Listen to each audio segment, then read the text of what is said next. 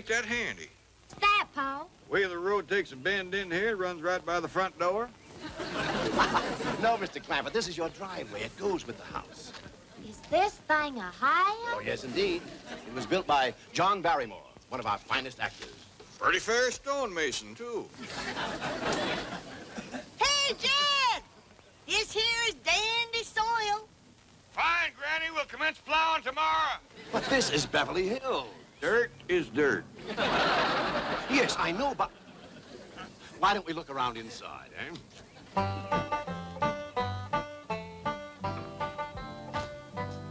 Well, here we are.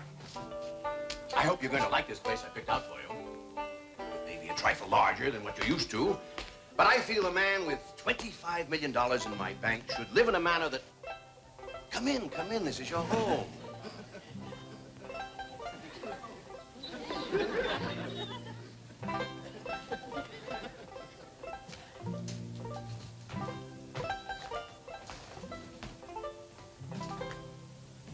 As I say, it may be a bit more than you're used to, but I'm sure you'll be comfortable. Now, my secretary will be over right away to help you with the hiring of servants or whatever problems you may have. She's a very efficient girl, Miss Hathaway. Jed? Jed? Jed? You and Jethro fetching my stove so I can get some victuals to cooking? Oh, you have a beautiful stove. Thank you. Fetch it in, Jed. You scare up some wood, Ellie. No, I mean you have a stove already installed in the kitchen. Where's that? I'll show you. Excuse us. Ellie, you go with Granny. She'll still need you to fetch some wood. Sure, Pa.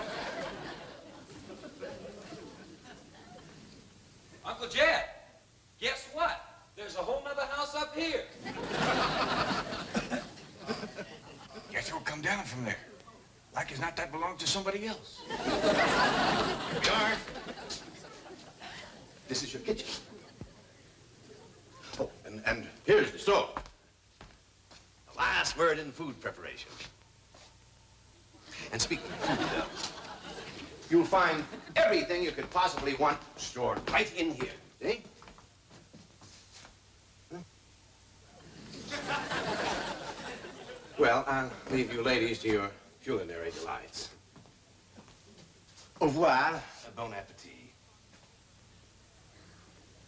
Talks gibberish. You seem to set a great deal of store in this here stove, Granny. Well, we'll see.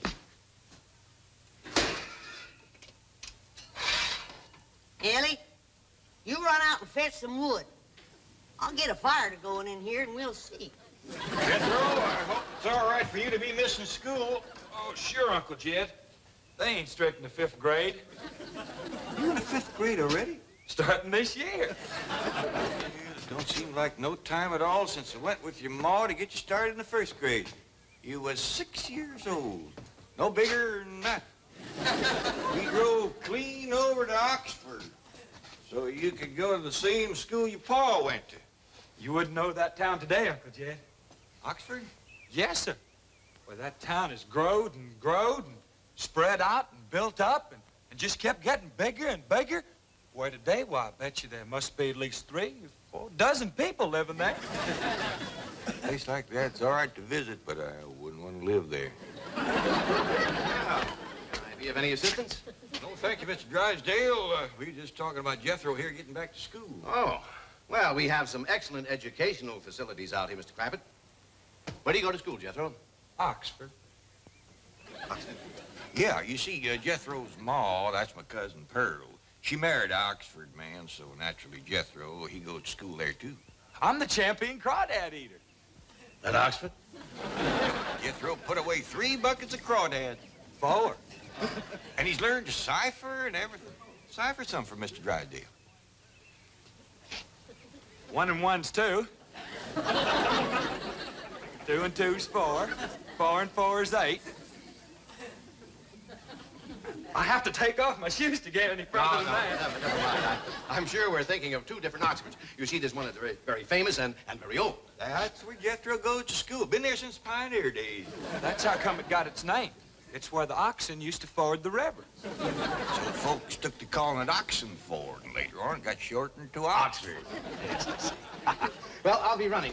Oh, by the way, here are your keys. My secretary should be over very soon. Well, thank you very much, Mr. Drysdale, for everything you've been doing for us. Oh, it's my pleasure, Mr. Clampett. You see, I'm not only your banker, I'm your next-door neighbor. Well, say, how ain't that nice? Well, now, why don't you bring your missus over tonight for supper, and I'll have Granny womp up a mess of grits and hog jowl. Well, you see, right now my wife is in Boston. Well, that's too bad. When'll she be back? Not too soon, fortunately. I'll see you later. Well, thank you, Mr. Drysdale. So long.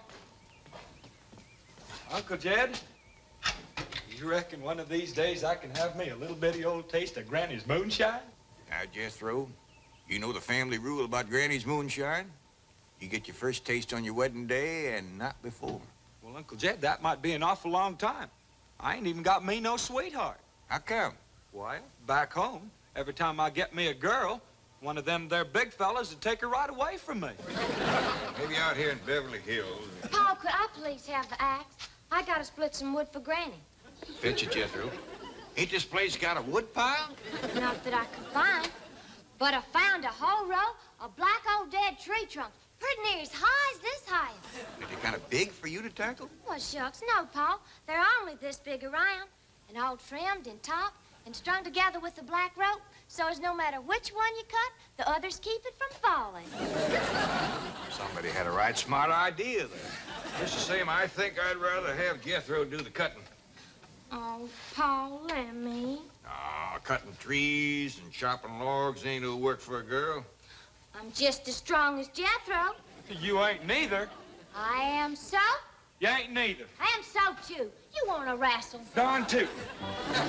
Now, here. That ain't no fair fight. Somebody's gonna get hurt. Now, yeah, you see? You're getting too rough. Jethro.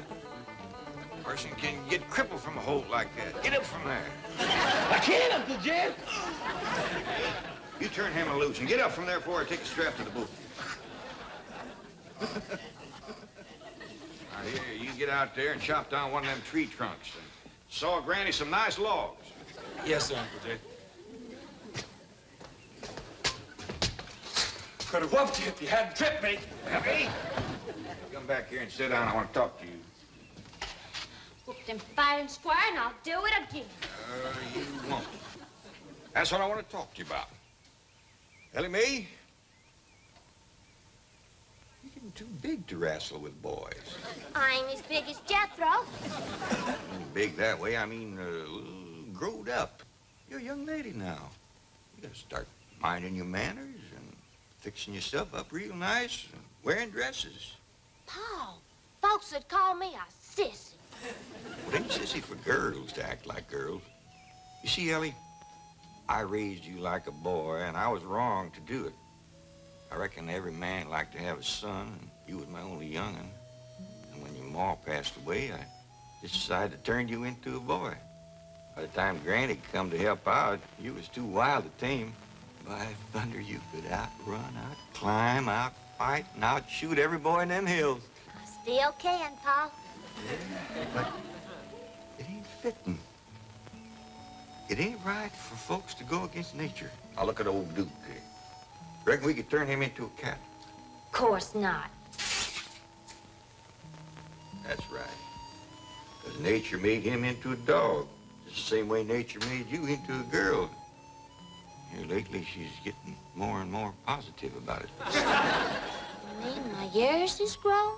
No, nothing like that. You're pretty. Oh, Paul. I know you don't like it when I say that, but you like it when the young fellas around here come in saying it, and they will. Only they'll probably be using words, fancy words I won't even understand. But Ellie Mae, ain't nobody can ever tell you how pretty you really are, except me. You're the living picture of your mom.